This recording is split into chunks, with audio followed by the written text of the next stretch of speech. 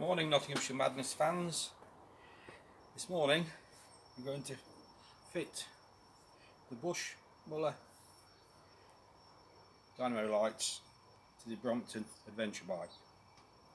You saw in the previous video when I fitted the Marathon Plus tyre to the dynamo hub wheel. So today we'll carry on and complete the installation of the kit. First important thing, after reading the instructions, which is a new venture for me, you're supplied with 2 screws for the axle, for the through axle. There's 2mm difference in length. The reason for this is because apparently early Bromptons need a shorter screw. This Brompton needs a longer screw.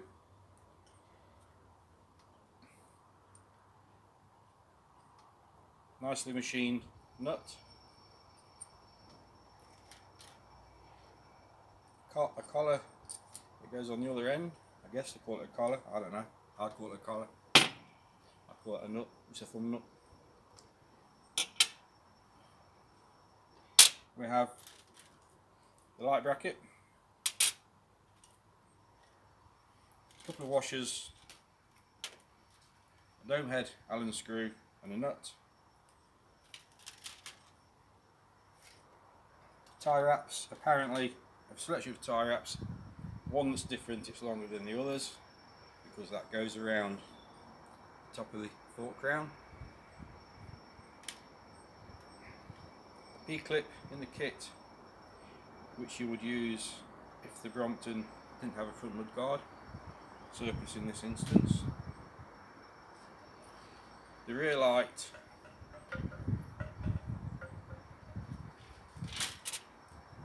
cables, a little plug that you insert the cables into. This only fits one way and it goes into the rear light after installation. 2 screws to fasten the rear light to the rear of the bike. These actually have a little slot in which cuts the thread in the light. So previously I've actually run these in and out to cut the thread to make it easy to locate when I'm fitting the light to the bike. This little bit which holds the front light bracket in position in the kit, you won't need on this because it's got mud guards and it's got that reflector on it, and I understand that bit is the same.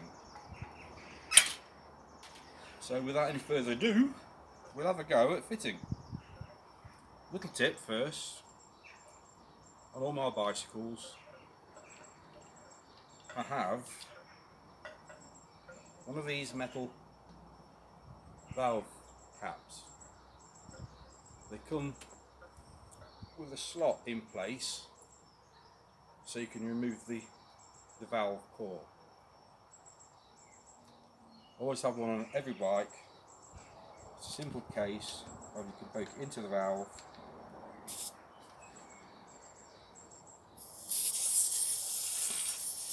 unscrew the valve to release the air.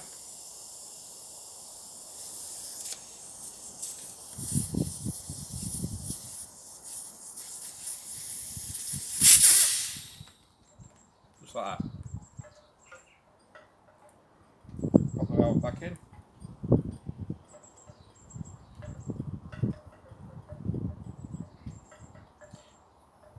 Obviously you need to screw the valve back in.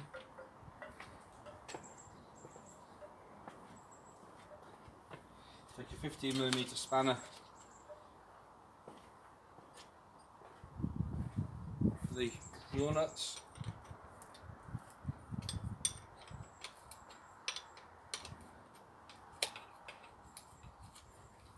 Just slack them both off for now. Spin them both off. On this side, line up. washer and a little tabbed keep plate that keeps everything in place.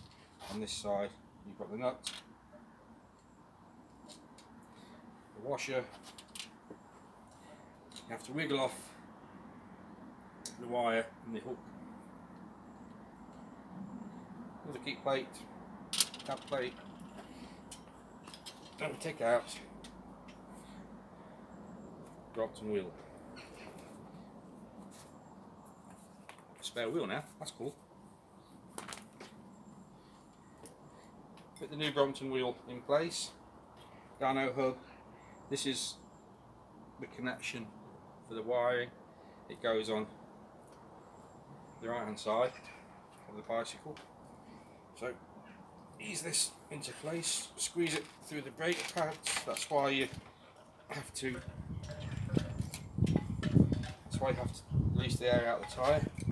Rotate this to 90 degrees with the fork. Pop on the tab. Pop on the tab this side.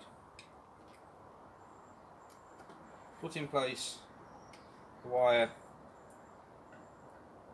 mudguard stay. Back bolt in this for this one. Slide it through there. Spin it up.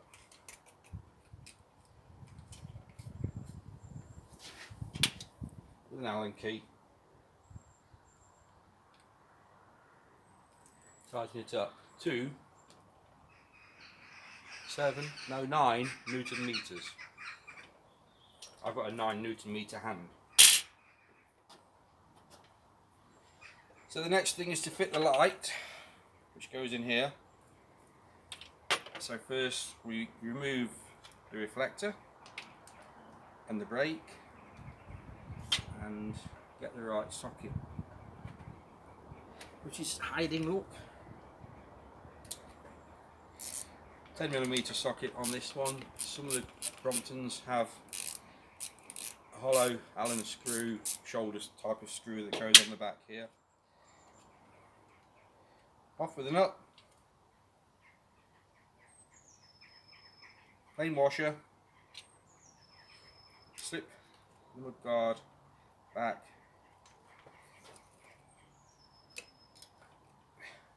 That's a conical shaped washer, which is shaped for the crown of the fork. Then we slide the brake all the way off. Slide off the reflector. And then this part, this component comes off. That's a piece that's supplied in the kit and fits into the light bracket. That slides back over the brake caliper screw. That all slides back into place. Before you go too far in, pop back the little conical spacer. It goes against the fork crown. It's fiddly. You've also got to then go through the mud guard. Replace the plain washer. Replace the nut.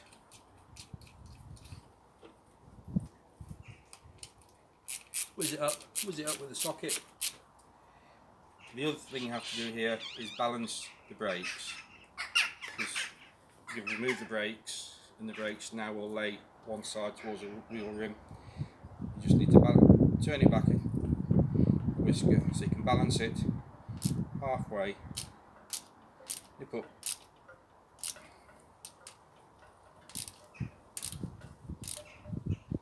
I think this hand's a 7 Newton meter hand.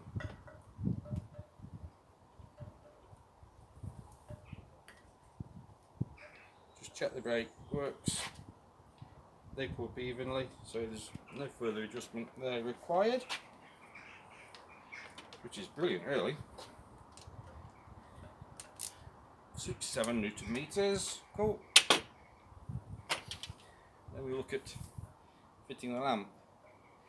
The cabling for the lamp actually goes down the outside of the fork. Foolproof fitting. It's like a wedge shape. So we'll slip that onto the hub, and let's hope it works. I don't know if we can see this. So we'll switch it on, leave that's on. Yeah, I can see it. I don't know if you saw that working. Cool. It works. The cable pops back into the bracket. Like, no it doesn't, it goes over the bracket like that. Done. Wow. Fiddly goes into there. Screw and a washer.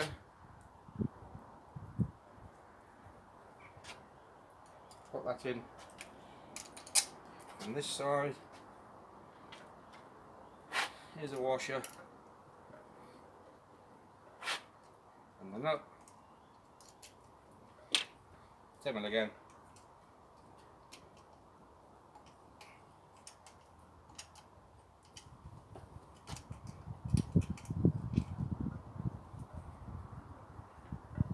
You probably have to leave that, adjust that, and set it so you've got to set the adjustment to the light in relation to the road.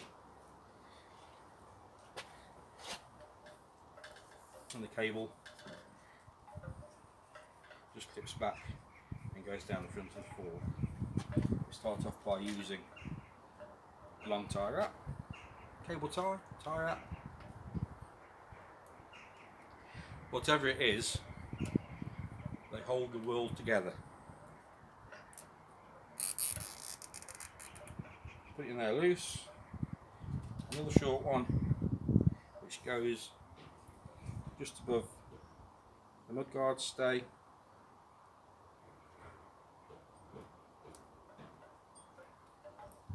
I think we'll have the cable down the front of the fork.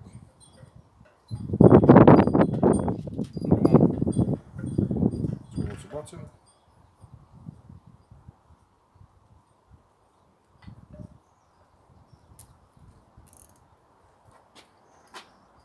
Voila, front light fitted. Now to the rear. We may as well start carry on with the cable. This is the rear light cable.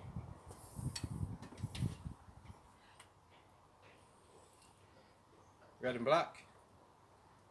Red is positive, black is negative. Co-signed on the two connections on the light here. Red and positive and negative, and it also says out. So click these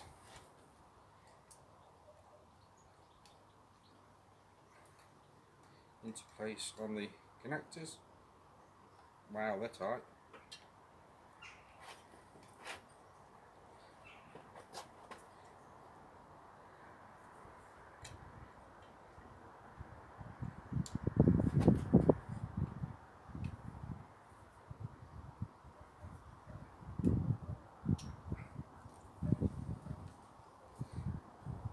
They are tight.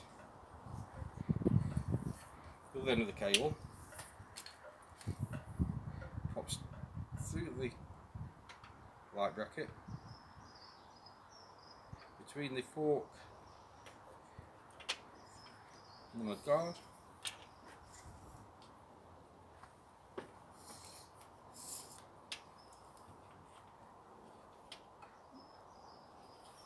I suspect the easiest thing to do here would have been to fit the cable before we put the rest of it together, before we put the light in place, but hey ho. It is Nottinghamshire, and we are mad. The cable comes over here.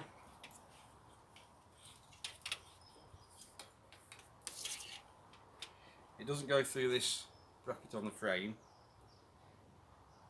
but it does come up through this hole for the other cables. So that's another little fiddly manoeuvre, I guess. Pull it through.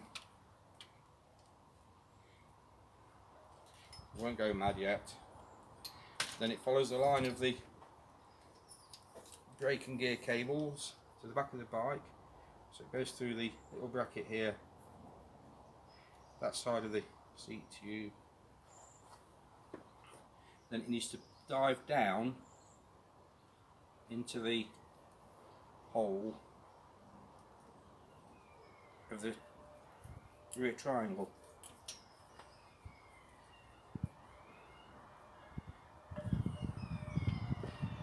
This tube on the rear triangle is hollow at the end, and the cable goes in there. So we feed it through. It should pop out here.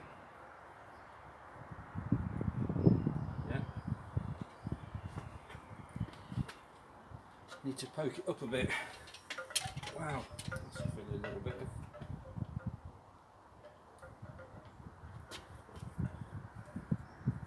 Back to that.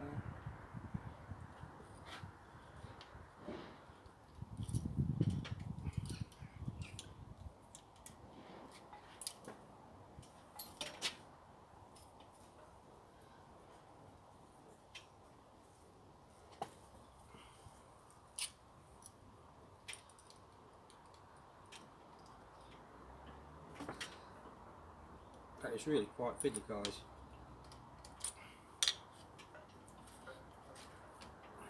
Just turn the back wheel a bit just to get it to go uphill. There we go. We'll give him gas now.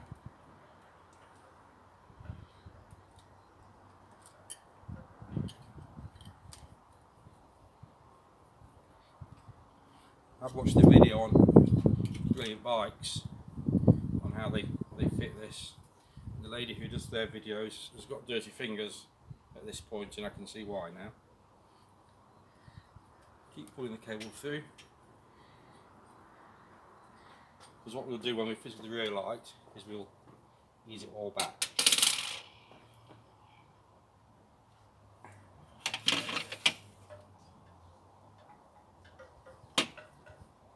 What we need here, probably 3mm Allen key. These brackets on the rear of the Brompton are referred to as H brackets on the instructions. They're not necessarily on all bikes, so you may have to obtain these separately.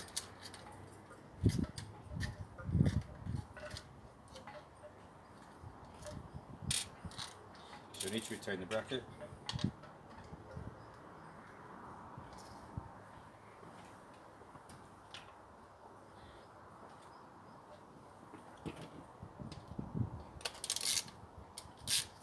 Spin off the nut, as quick as you like.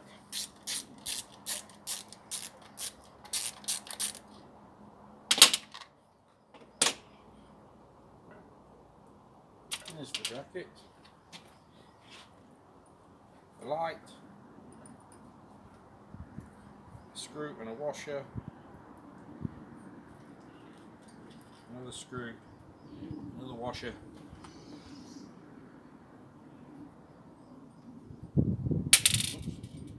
that one's not dead yet.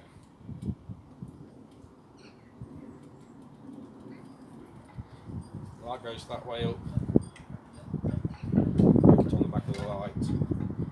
In place, so we'll put the screw to here, like this, actually. Remember, I did pre-cut these holes purely to try to simplify what I'm showing on the video, and also just to make the bit of assembly here a little bit easier.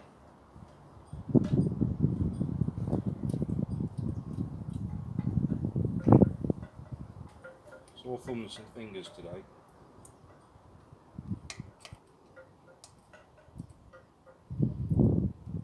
I have fitted these to the two inner holes, sort of assuming they're going to be right.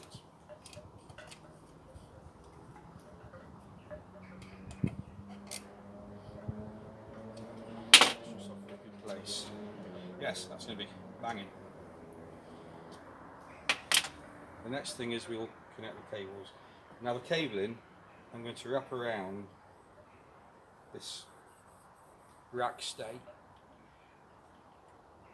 First of all, peel off 2 pieces of cable cover. Again, positive, negative, black.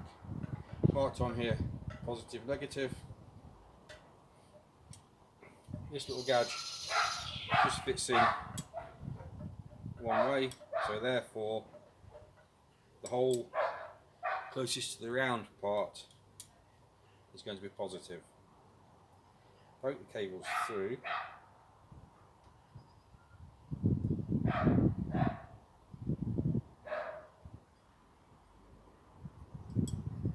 Bit of a twist, I think, on the cable first, just to open up a whisker.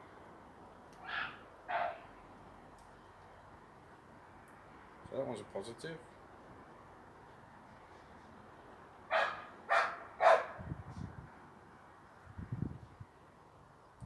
That one is, wow, it's fiddly. That's a negative. When you poked it through, you then bend the wires into this little slot at the back. Just make sure they don't touch together. They won't touch together the way that's worked. Let's slip this around this a couple of times.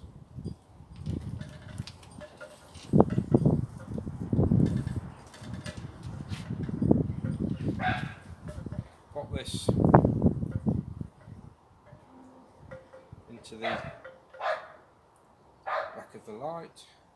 Give it a good push home. Take out into slack and pop these screws back in.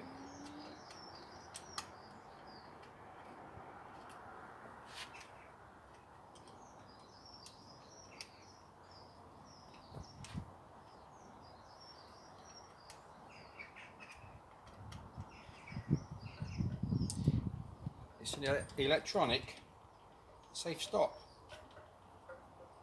I think all that means it has like a standby, so when you come to a stop, obviously the dynamo isn't charging anymore. It's about 5 Newton meters, so I've got to use my finger. When you come to a stop and the dynamo stops producing any power, the light has a standby mode and stays on for a while. So let's feed this all back through here.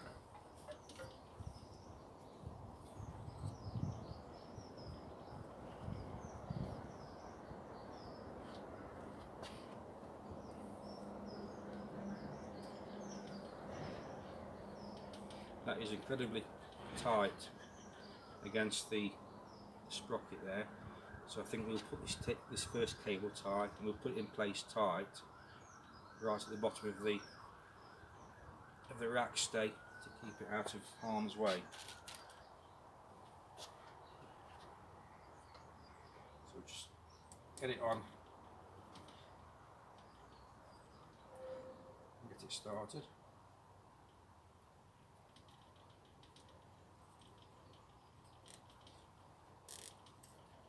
So I'm going to pull that tight.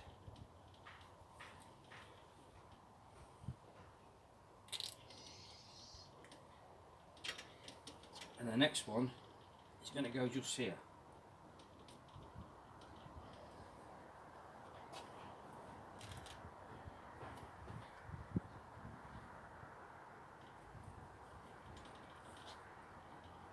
I'm trying to not get my head in the way, not get my hands in the way.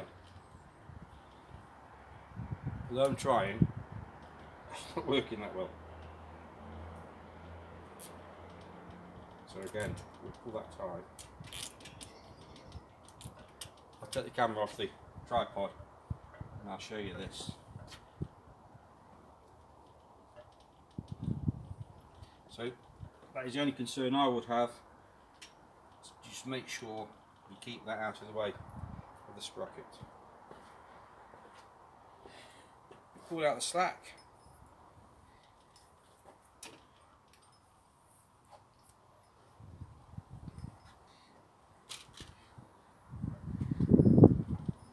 The next tie wrap again will fit loosely.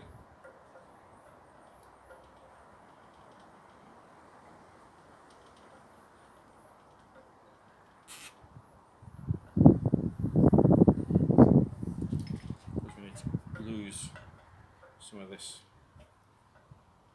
slack. I'm not going to fit the rest of the tie wraps because there's quite a detailed diagram within the instructions as to the distance you fit these tie wraps, and obviously to keep all the cable slack in the right place. I think the crucial difference is there's a 50mm distance. It's very crucial. But that is how it's fitted. So I'll just come and take the phone off the tripod, so excuse the jiggle about a minute.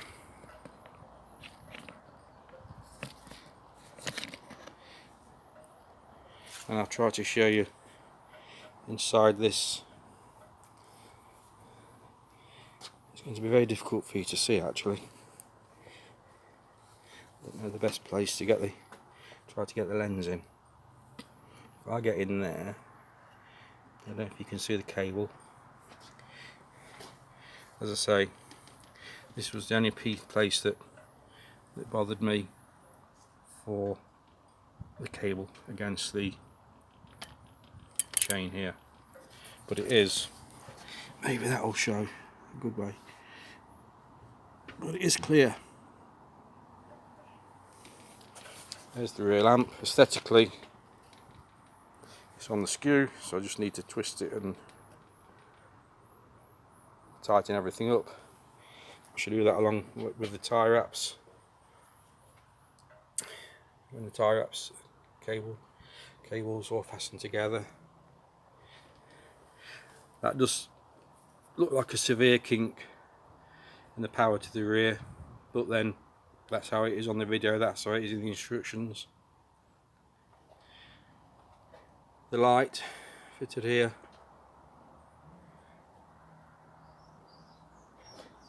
The cable goes down to the hub. I don't think there's any danger of anything getting caught here. Here's the light. Here are those two fiddly connections on the back of the light, the rear light. Again, the routing of the cable.